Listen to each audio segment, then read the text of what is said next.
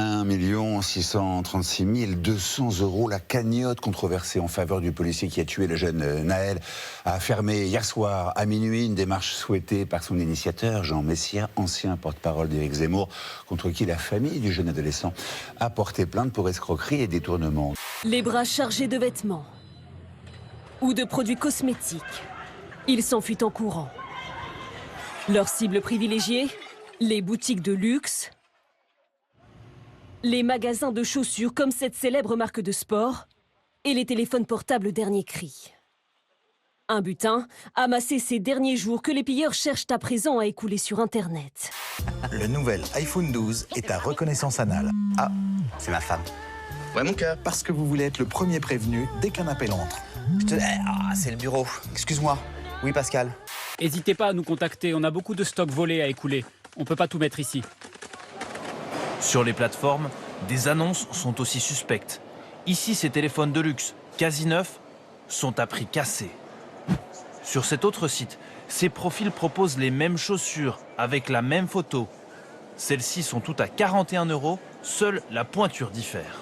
Pour certains syndicats de police, difficile de ne pas faire le parallèle avec le pillage de magasins la semaine dernière. On a du coup des revendeurs qui aujourd'hui sont des opportunistes, qui aujourd'hui ont l'intention de récupérer rapidement des marges conséquentes d'argent en revendant des produits qu'ils ont volés. Moi j'aimerais bien avoir un de ces guignols devant moi là. Un de ces guignols devant moi pour lui mettre une grande claque. Il suffit de faire une simple recherche sur Google pour voir que rien que la photo du profil est fausse. Par exemple là, donc je l'ai agrandi, je l'ai mis sur Google et on voit qu'elle vient d'un site étranger où il y a plein de photos d'une fille inconnue qui a été reprise pour faire ce compte, donc c'est absolument une photo volée. Des espèces d'abrutis qui donnent des coups de pied avec leurs chaussures Nike, là, leur petite veste, leur petit machin, les scooters, on met les casques, on fait une roue, ils ont aucune interdiction, des coups de pompe dans la tronche, et puis si tu peux pas payer, plus d'alloc, de toute façon les allocations familiales, toutes ces choses qui sont dues, mais c'est dû. Pourquoi on irait travailler? On a un système où effectivement les droits ne sont pas compensés par des devoirs. Et effectivement, à partir du moment où l'État donne quelque chose, il y a des devoirs à exiger en échange. Et on ne peut pas donner des allocations familiales et ne rien exiger en responsabilité parentale. Et s'il y a des carences éducatives qui sont établies, si effectivement il y a un défaut d'éducation, il faut effectivement, à mon avis, sanctionner et notamment aller jusqu'à priver effectivement d'allocations familiales ces familles-là. Moi, j'étais fier d'être français. Je vais vous dire, mon traiteur, je vais arrêter et puis je vais partir loin. Je vais peut-être aller en Irlande, en Écosse, je ne resterai pas en France. Moi, je laisse la France à tous ces individus merdiques qui cassent tout et qui détruisent tout. Parce qu'il y en a marre. On était les meilleurs, on était les plus beaux, on avait un pays d'accueil, de tourisme et tout. Vous avez vu là les restaurateurs, comment ils vont faire là? Les gens, ils rigolent, ils viendront pas en France, hein. Ils viendront pas en France si c'est pour retrouver leur bagnole brûlée ou quoi que ce soit. Il faut dans la vie, vous savez, moi j'ai tendance à beaucoup dédramatiser. Ouais. Et malheureusement, on vit une époque où les gens, surtout les journalistes, les médias, dramatisent tout. C'est la fin du monde, c'est épouvantable, on va tous mourir. Non, il faut dédramatiser, il faut prendre les choses avec un petit peu plus de recul. Quelle manière de voir la Vous vie. nous faites du bien avant d'aller.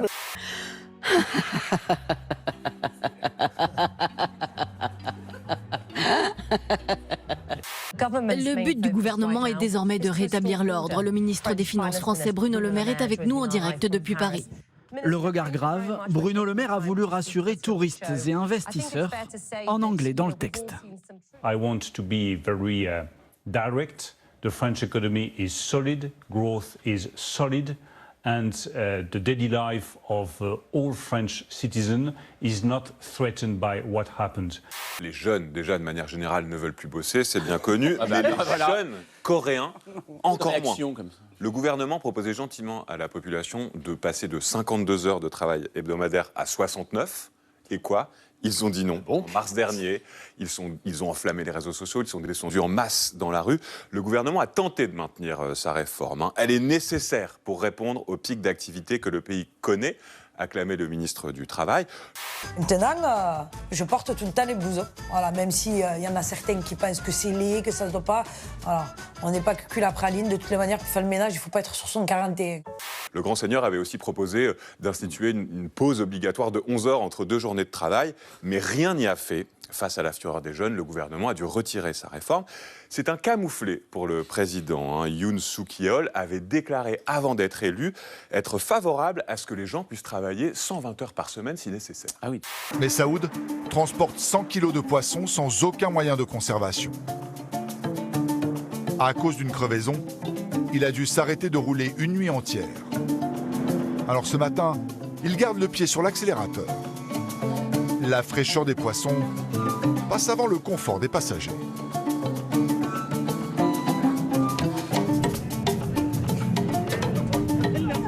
Bref, en un mot, les jeunes ne veulent plus ressembler à leurs parents, ils veulent avoir du temps pour eux, pour aimer, pour vivre, pour faire l'amour. Et ils ont d'ailleurs un argument massu pour convaincre le reste de la population, un argument assez logique quand on y pense.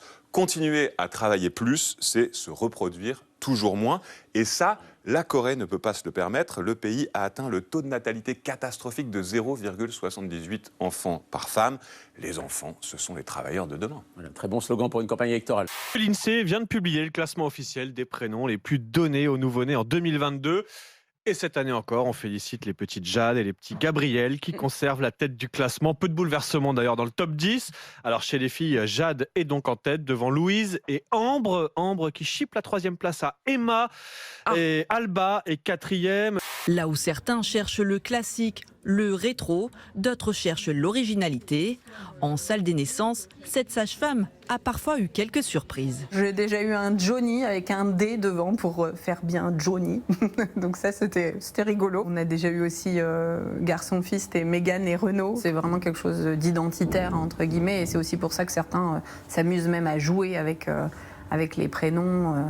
Chez les garçons, le podium n'a pas bougé. Gabriel, Léo et Raphaël. On trouve ensuite dans le top 10 Louis, Noah, Jules, Arthur, Adam, Lucas. En fait, dans le top 100, les grandes tendances ne bougent pas cette année. Prime au prénom court, 4 ou 5 lettres maximum, avec une préférence pour ceux qui se terminent par la lettre A. Lucie, dépêche-toi, s'il te plaît. On va être en retard. Je vais me faire engueuler par la script. Parce qu'on a une script qui nous dit « Attention, c'est trop long, ça déborde, etc. » Donc je me tais. Merci d'avoir chanté pour moi, en tout cas, Thomas. À très bientôt.